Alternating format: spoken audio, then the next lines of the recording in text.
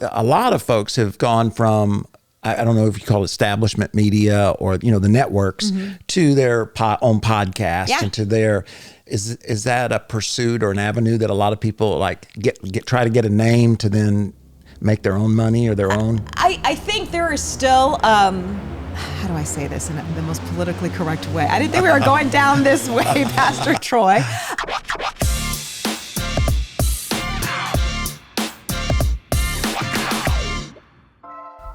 Hey guys, welcome to the Troy Gramling podcast. And I say it every week, I am so glad you chose to tune in to this episode. Whether you're watching the video version on YouTube or Rumble, or if you are listening to one of the audio versions, we're on all the podcast platforms. And it is an honor to have you hang out with us. And, because one of the things that's on my heart is just for us to talk to as many different people as possible, folks who do different things so that we can, because we can learn from everybody, can't we? I mean, everybody's got something to share.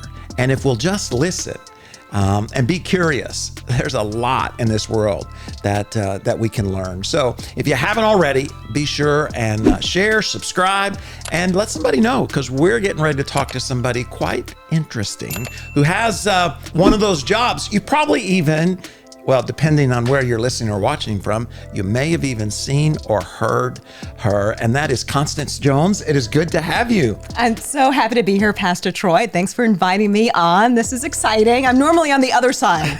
I'm normally asking the questions, so this is going to be exciting. That's right. You are in media. I am in media, yes. And so what is your job? Like, what's the title? I am the morning news anchor at NBC6 in South Florida. So I wake up early, 2 o'clock in the morning, Monday through Friday. Our show starts at 5, but I have to be ready and connected by 3:15 in the morning. And so we're on throughout the day. We have the morning show, and then we also broadcast on Peacock live streaming, which is another separate news platform for us as well. So that's what I do in a nutshell. And has the news always been what you've done? No, actually, it hasn't. When I was a little girl, I wanted to be a newspaper reporter. So I did a little bit of that. I also worked at NPR, WLRN, which is public radio here in South Florida. I also spent time working as a public information officer, which just means that I was a spokesperson for the Broward State Attorney's Office. So I did a few things. I did some acting. Wow. I don't know, I've done a few. I worked in TV news for roughly 12, 13 years. Then I took like a 3-year break, and then I got back into TV news. So, but TV news and journalism has been the core of what I've done for most of my adult life. Yeah. So would you call yourself a journalist? Is that absolutely? That's what I am. Yes, okay. Absolutely. Yes. All right. Now I guess next week we're going to talk to your husband. Yes. So I'm going to ask him a question. He's off camera here. Do you ever have to say, stop using your TV voice? All the time. When we get into a fight, he's like, stop talking that way. What's for dinner? Because my wife was a teacher. Yeah. And sometimes she talked to me, and she was an elementary teacher. Yeah. And sometimes I'd say, I'm not a first grader. Yeah. Quit. So he's gotten used to it now. I mean, so I had to work on getting this voice. Okay, this was a lot of hard work. If you would have heard me at the age of 19. My father is from Montgomery, Alabama, and my mother is German. So I grew up in a household where English was not really a language that was spoken. I know you were in Arkansas, so yes. You can get an idea of how folks in Alabama sound. Right. And then obviously my mother is from another country. So speaking the proper English language was something I had to work on for years. And now it's almost overly, some are like, you're too anchor-like. I was like, well, I just want to make sure you understand what I'm telling you. So I've had to work on the voice, but yeah, my husband does reel it in. He's like, okay, take it back a notch, because it can be a little much sometimes. When I first came to South Florida, being from Arkansas, I had an English teacher who sat in the congregation, and I'd have her give me a list after every service of things that I had said wrong. Yeah. So, anyways, I don't know if I ever got better, but at least I You sound tried. Great, Pastor Troy. You sound amazing. I tried. Now, before we talk about your career, I'm interested, I would say, in fashion. So okay. I noticed what you have on today. All right. So you have orange and pink. Yes. Right. Now, those aren't two colors that the average person would choose, and yet they look very nice. So how'd you come about your outfit today? Well, I've worn this for I like colors that pop. That's just that simple. And then colors that make me feel like positive energy, not to be like too woo-woo with it, but I do think that clothing makes you feel a certain way, right? So I love tennis shoes, but I wore heels because I want to make sure that I'm professional in front of Pastor Troy and our audience. So I think, you put on your outfit, your costume, your uniform for what you're doing each day. So I try to wear what makes me feel good each day. Now, do you get to, in your profession, do you get to choose what you wear? Do they advise you on what to wear, or how's that work? So that's one of the top questions that people ask. They definitely advise us on things, on what we should wear and not wear, what our viewers, and every TV station is different with what people are expecting. So one example I give is that they encourage us, even though we're here in Miami and South Florida, they prefer that we don't wear sleeveless on air, the women. So that is one of the bigger difference if you watch the NBC News product compared to some of our other stations in town, because they say, hey, at the end of the day, it just looks way more professional to have the arms covered. Right. So these are little, they're not saying you can't wear this or that, but they definitely have an idea of what may come off as more professional on air. Right. So, you can take it. You're not going to get fired, but there are suggestions on what you should wear and what you should stay away from. Because they all have their living here. Steph and I have been here now for, goodness, 24 years. They have their culture, outwardly looking in, they definitely have styles at different TV stations for sure. Because I worked at another station in town, and it was a very different style than what I'm currently wearing. If you watch the difference, so yeah. And I would imagine you've been in Atlanta, like you were saying, and other places as well. So I'm sure there are differences there. Atlanta was big hair. And it was just a big place. It is the South. And so, my wardrobe was quite different. Virginia was extremely conservative, but that's just a more conservative place. We were about an hour south of D.C. It was like a highly political time, and they expected their news people to look like really professional, buttoned up folks. And South Florida is a more relaxed place. So you're not, you won't really see me in a blazer, maybe once in a while, but they still, I think in the age that we're in after pandemic, I think folks are looking for credible news folks on TV. So you want to look as credible as possible, but you also want to look as relatable too. You don't want to be too buttoned up for folks, right? I'm sure Sunday morning you're not wearing the full. I mean, that's one reason why me and my husband loved going to church, because you're real, you're regular, you're not you're not too tight, not too buttoned up on Sunday morning, which is really relatable for us. Right. Yeah. It's interesting how all that works. I was sharing with you earlier. We had a weatherman from NBC6 actually attended here for a while, and I went and had coffee with him several times, and he would drink his coffee with a straw. And I asked him why, and he said, well, because he was on television, he didn't want to stain his teeth. Exactly. So there's a lot of things that folks may be listening or watching are unaware that you guys have to go through just to... the coffee and the water right there. So as soon as I drink the coffee, I drink the water, because it'll mess up your teeth. Yeah. Your teeth are your signature. So yeah. And even more so today. Yeah. Because everybody's got white teeth. It's like HD, and they see every little pimple, every pore. It's really intense now. Technology's too good. You watch some of these old shows, and I can't get past their teeth. Because you can see, because I'm used now to perfect teeth. Yeah, I think, social media and I think there are these ideas of perfection, which is also something that's, my bottom teeth were crooked, and I got Invisalign. I was 35 when I got Invisalign. And that's because people were emailing at the station as a news anchor. It's and they were like, someone needs to fix your teeth. I was like, geez, I have all these credentials, I have all these awards, and the only thing that the viewer is worried about is my teeth. But I'm the same way. When I watch, I notice the little thing. It just catches your attention, right? And you don't want to be a distraction in any way. So I got the Invisalign, and so now maybe they'll just email about my lipstick color, right? Whatever else someone has something to say. It's interesting because like you said, in the world in which we live, I know even with ministry, you want to just, I'm sure, share the news, or for me, share the good news, the gospel. But there's all these other things that can get in the way if you don't. You can't say, well, I just don't care about my teeth, or I just don't care about this or that, because then it gets in the way of what you really want to do. Yeah, I mean, part of it nowadays too is that we have so much competition when we're trying to share our content, right? Like there's a lot of other ways to get your news today, as I'm sure the same as a pastor. Right. There's different ways where people are, like this podcast is a great way to reach out, right? Like it's a bigger net, right, to grab people in. So I have to realize that part of getting people to watch is making sure that I'm relatable and making sure I'm where people are. I'm on TikTok, I'm on social media, and I'm also trying to make sure I can grab people's attention. So I get the highlights in my hair. Right. I wear the hot pink shirt. You do the little things, and I feel like that's just a part of the job to make sure, because it is important. I take a lot of pride in the work that I do. There's content and stories that I want to share, and if I have to, make the extra effort, then I'll do it. Yeah. Just social media, do you feel a lot of weight to engage in social media so as to be heard in the other platforms? So I think our viewers nowadays are just demanding more. They want, and at the end of the day, it's credibility. Can I trust you, right? Do I really know who you are? I'm watching you on TV, but are you really this woman who loves South Florida, who's actively involved in the community, who's here?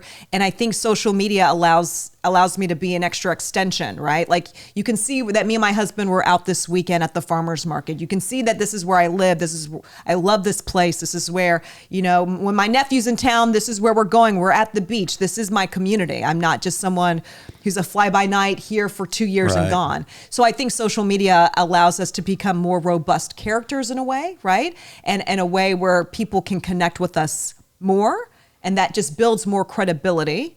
Then in turn, when it is a big news day, when it is something super important, they come to our station first for that content. So yeah, it's another part. That's not why I went to journalism school. Like no one told me that I would have to worry about my lipstick and worry about wearing bright colors on TV. But that does help to tell the story because it gets people engaged. How do you because you're talking almost 24 hours a day when you throw in social media and all of that. So how do you emotionally deal with that public persona?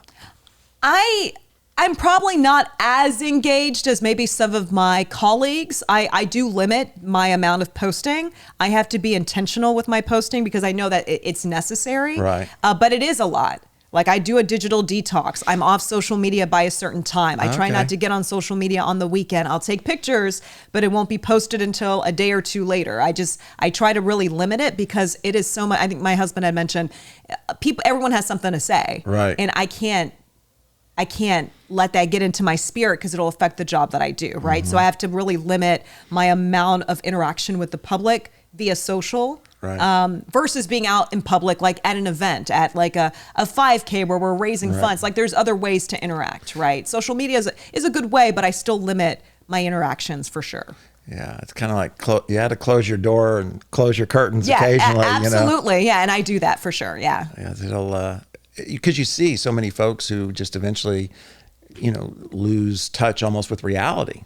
Yeah, I know people who are that way. And I think for what my ultimate goal is as a journalist, I want to be as transparent and connected as possible. Like I'm not an Instagram model, so I'm not going to show you my outfit of the day. I'm not going to show you my makeup routine for the day. At the end of the day, I want to make sure that you know that I care about our community, and I want to tell stories that are going to make you feel good each day, or prepare your family, or make sure your family is safe. That's my ultimate goal each day. So even though there's some fun things, like it was my co-anchor's birthday, so we did some fun things on social media, or sometimes I put funny clips on there.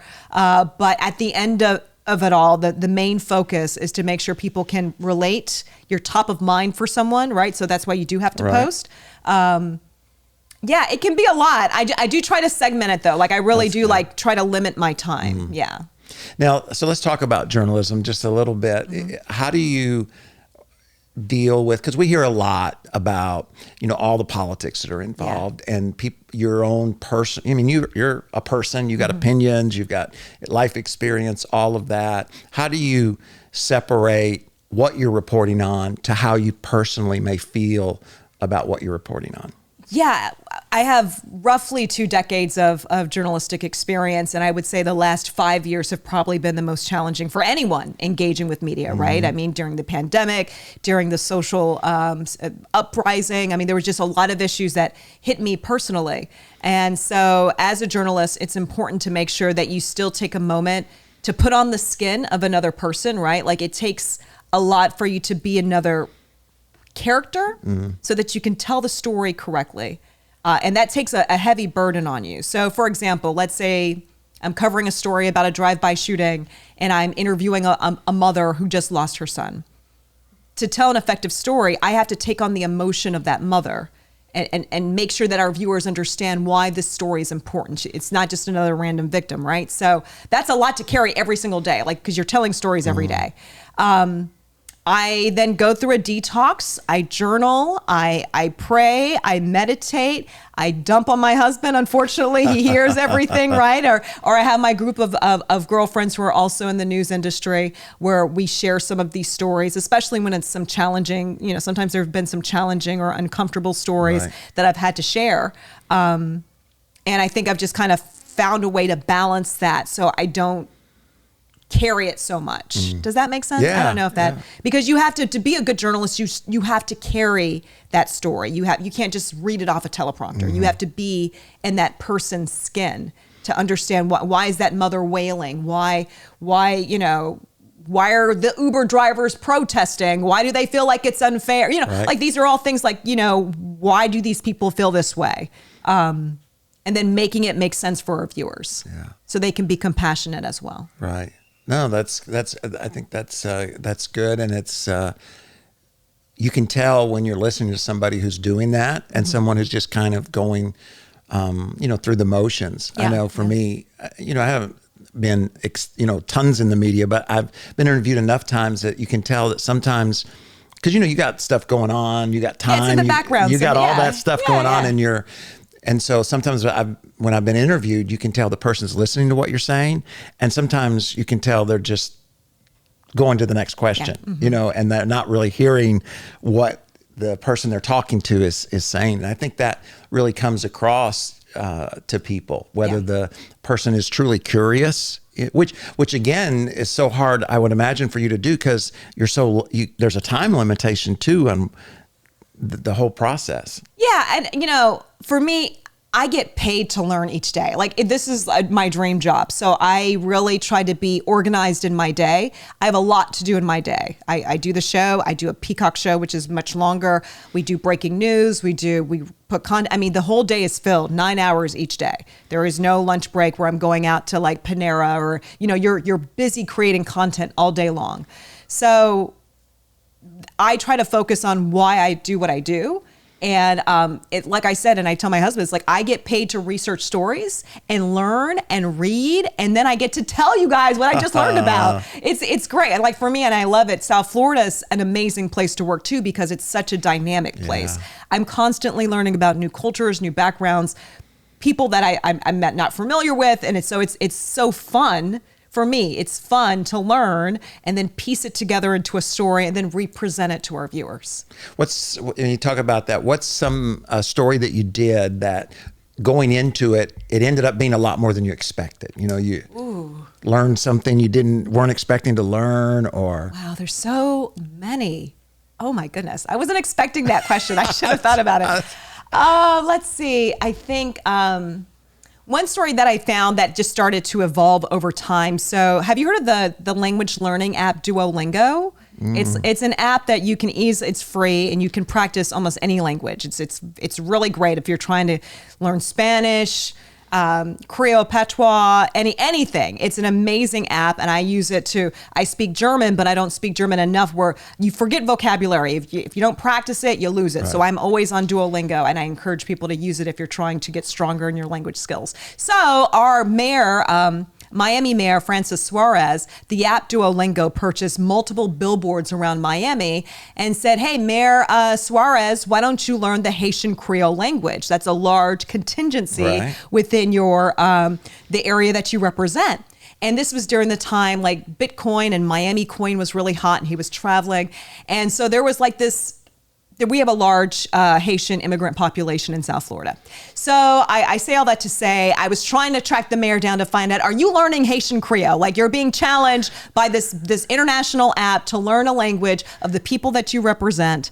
And so he accepted the challenge and he learned Creole. And so that then went into another story of me learning whether or not the Haitian Creole language was being passed on to the next generation. Okay. So I know this you asked me, it's a complex story because I think a lot of immigrants who come to our country, my mother, an immigrant coming to America, passing on a language is difficult, right? Because the idea of assimilation is expected. Miami's completely different though, right? Like there's an embracing of cultures, but it's still the norm to not pass on a language. When that's your cult, that's who you are, that's your mother tongue, that's your mother, literally it's my mother's tongue, my German language. So I had a chance to get into the Little Haiti community, and I found out that it wasn't being passed on, that there's a dwindling of the Haitian Creole language in South Florida, which is sad in many ways. And so anyway, so I did kind of a perspective on that, and also delved into the Spanish culture. That is also a thing.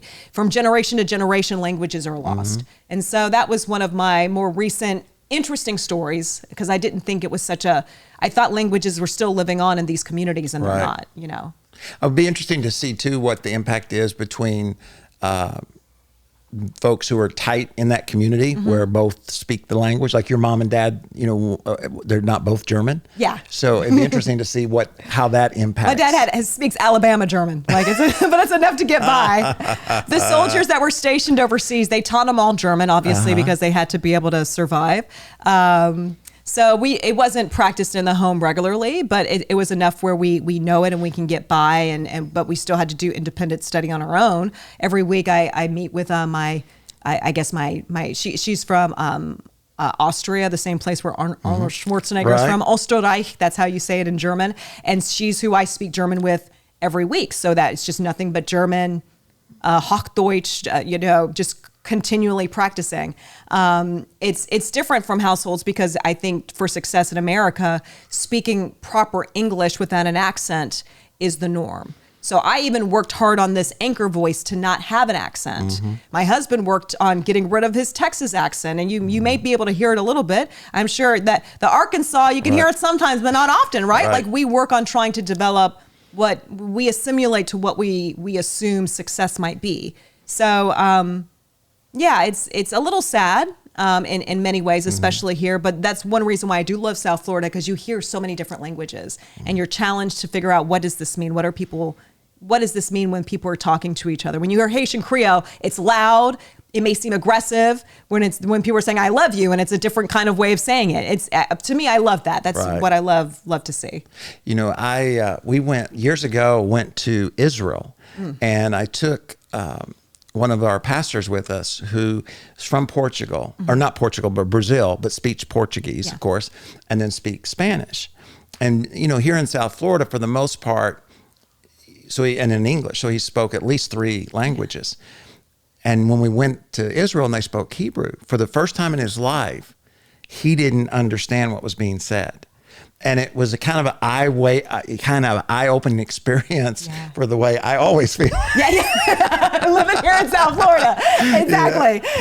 But it was just interesting listening to him to talk, because he really struggled, because he again put in the work to learn all these languages, and it was just a new experience for him to not understand what was being said. And I think it's so great to be in a place where you don't, when you are the minority in a sense, right? Where you don't understand the language, or where you're challenged to speak a language. Like whenever my husband and I travel, we try, like we were in, my husband has some work coming up in Paris that he's doing work on, which is great. But we don't, I thought some people spoke some English out there, but once you get into Paris, I mean, past the tourist spots, they do not speak English and they don't speak German. So we were out of luck trying to get around and figure out things, but trying to learn languages whenever you go to new places is exciting for me. Yeah, it is, to see if they understand what and they normally don't, but it's still fun to try, make an effort to get to know the culture and the people. It's all about communicating. Yes, for sure. Yeah. So you, when you think about media today, where do you see it going? People talk about television, the downfall, people cutting the cords. Yeah. So where do you see it in the future? They are definitely cutting the cords. Like people that, if I talk to a group of people between the ages of 15 to 30, they don't have cable. So that is what I do, cable news for NBC, right? But half of what I do as well is for our Peacock streaming, which has way more viewers than we have on our traditional NBC broadcast signal. Wow. So I'm grateful to be at a place that is forward thinking and trying to find where the audience is going, right? So viewers, I remember a time when people were not even interested in news, when people weren't even reading the newspaper, when that wasn't even a cool thing to be informed, right? To be like anti-information. Now I feel like we have too much information, but I do think people are interested in getting content. So I just have to be where they are. And so newsrooms and news organizations like NBC are aggressively trying to find the places where people are, because we want to get people the information. So TikTok was like controversial with our company for so many years. Until more recently, we are now creating news content for TikTok. YouTube, I mean, we just have to be where they are. The issue is monetizing that. Like, how do you stay in business when there's so much free content out there? And so that's kind of where we are now.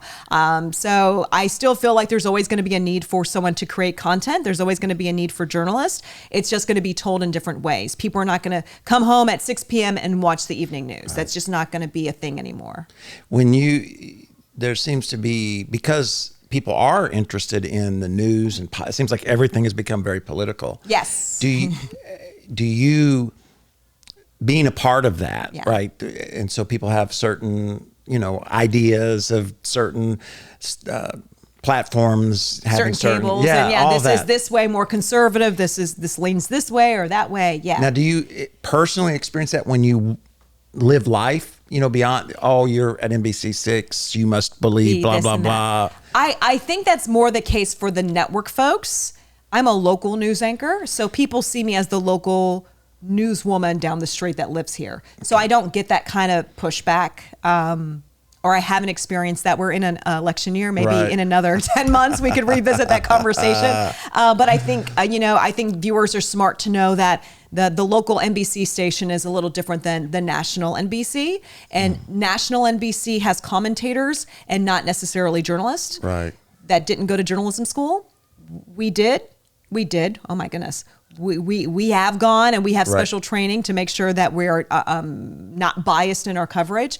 But it would be ignorant to think that, my upbringing and my viewpoints, my religion, that doesn't play a role in how I see things, right? And how I may tell a story. So that's something that we should always keep in mind when we're watching content. Do you see some of the new folks who are coming onto the scene, I don't know how to say it, or becoming because a lot of folks have gone from, I don't know if you call it establishment media or, the networks, to their own podcast and to their, is that a pursuit or an avenue that a lot of people like try to get a name to then make their own money or their own? I think there is still, for NBC, we have decades of news history and credibility compared to a solo podcast with one person and maybe 2 or 3 producers. Right. I personally feel, how do I say this in the most politically correct way? I didn't think we were going down this way, Pastor Troy. But I do think everyone makes their decision on how they want to create content and what they want to say. We have standards and ethics that we follow at NBC National News. Right. And so I can't just freely give commentary. A podcast is very different than a newscast. Right. Like we have lawyers and we have writers and producers that double check our content. A podcast is different because a lot of it is opinion. A lot of it is kind of just commentary. It's a breakdown of the news for the day versus a newscast where we're bringing in experts and we're breaking down the stories in a journalistic way. I don't feel that podcasts are the same as newscast.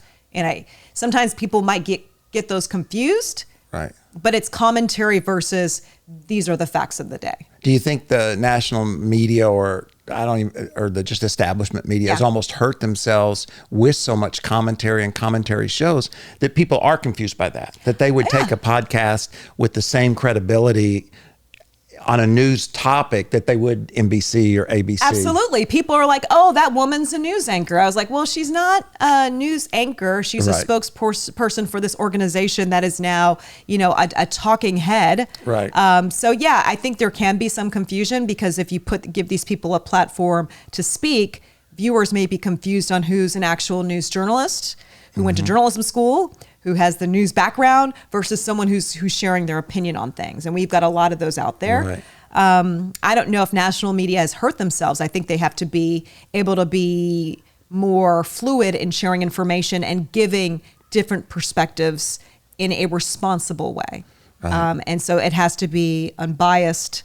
And we could break down network by network. Yes. Some have done a good job at it and others have not. Right. Because in a way you want to, you've got education, you've got experience. And like you said, you've got this whole organization around you. So you want to raise that value. You want people to know that, hey, this isn't the podcast down the road. Nothing against that, but they don't have that. You know what I mean? Yeah, and so that's where we contend with those voices that are separate. And there are people who want to listen to an echo chamber. There are people who follow people who sound like them and maybe look like them and have the same ideas. I think the news has a responsibility of showing both sides. Right. And so I think it's okay to have commentary, but it should be balanced commentary. Where I feel like podcasts often it is maybe one perspective, or it's just a radical perspective that's clickbait, or that has the sound bite that's going to go viral on YouTube.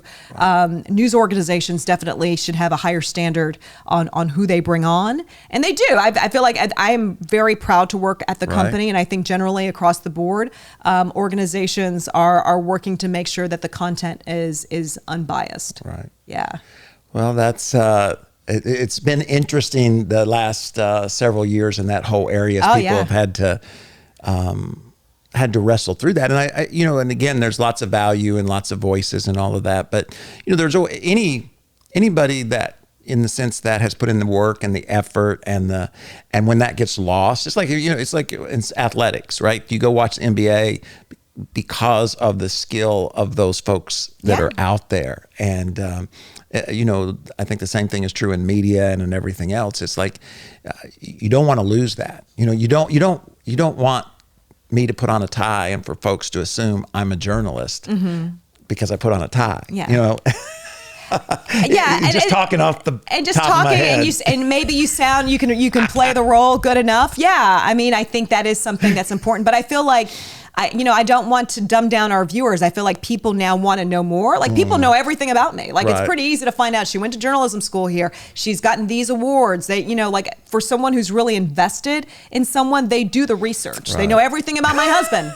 They know when his next show is. They know, like they really get involved with knowing if this person is legit. And you mentioned podcasters. You can research the podcaster and see if they have any journalistic experience or if they're just someone who was a paid spokesperson for an organization for years.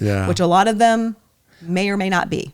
I don't want to, Right. There's no doubt we're in the beginning, I would say, stages of it all kind of getting figured out. Yeah. And how it's all going to be, with the media and what can you trust? Where do you get your information? Yeah. Yeah. Yeah. It's, and you can tell even our politicians don't know exactly, fake news and all that.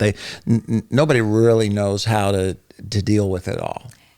Yeah, I think it's even with the transformation of Twitter, which X, formerly known as Twitter, right? Like that has always been a place for a sounding board for people to release their statements. But now that it's under private ownership and some of the standards have been laxed, do you still go to a platform like X to release a statement? And that had been the norm.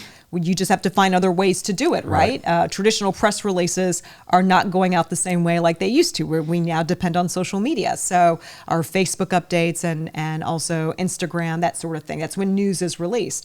So yeah, there isn't a clear standard across the board, but the conversations are happening. And people are aware of the importance of making sure right information gets out and that we're double checking the sources before we decide to release it. I used the example, I gave a talk a few weeks ago. There's a very popular Instagram account in South Florida known as Only in Dade. That's where you see viral videos that pop up and you don't know whether or not if it's true or not. There was like a video of there's tons of videos. They'll have like flooding videos or something unusual that happens. And so before we decide to report on it, and they'll have millions of views, like they will have the numbers to prove that people are interested in this content. Before we can go on air with it, we have to double check with police. We have to double check our sources but we'll share the content, of course, if it's newsworthy. But yeah, people are getting their news in unusual ways, right? Yeah. So it does make my job a little more complex. Yeah. The good thing is at the end of the day, the cream, always rises to the top in the midst of chaos. And so I think it'll be exciting as the next generation of people, come in and to see what they, with AI, that's a whole nother thing. Oh my gosh. You can make video, I can make somebody sound like you and look like you and not be you. Yes. Yeah, so someone asked you, are you worried that your job's going to be replaced by like an AI news anchor? And I think people at the end of the day like to be around people. I think that the face-to-face interaction is still something that we crave as humans. I know you wrote an article recently, I think for Valentine's Day, the Christian Post, about the issues in relationships and social media drawing to the fact that more people are lonely nowadays, right? With these artificial relationships. We are meant to have relation with each other face to face. So I don't think that I'll be replaced by AI because I'm a real person with real relationships in my community, with a real husband and real friends. And AI is a great tool, but I don't think it's going to be a replacement for us. Yeah. Well, I think it's important for people to know, and I appreciate you coming by because I think a lot of times people get caught up in all the politics of this world and think that's the real world. And, a lot of times that's the online world. Yeah. And it's important, I think, for folks to know that folks like you are real people. You know what I'm saying? You're not robots controlled by some, Wizard of Oz dude behind the curtain somewhere. I mean, there are conspiracy theories, and I've definitely lived in I've worked at stations where I've been accused of being manipulated or controlled by a bigger boss, or is the Illuminati a real thing? And all I can do is be myself and do my best job every day and make sure that the highest quality of content that I can produce is on air. That's my, I went to the Dan Rather School of Communications. I don't know if you know who Dan Rather is. I know who Dan Rather is. Okay, I'm an old dude. Okay. But I always bring back his story of, he had lost his job at CBS because he had reported some content, some information that he got that he wasn't able to double check and really know if it was accurate or not. So I always live with that. Knowing that whenever I say anything on air, it has to be accurate or I just won't say it. I won't. So... Is that? Yeah, no, I think that is important for people to know that in this world of AI and in this world of social media, that the folks who are, sharing the news with them are real people.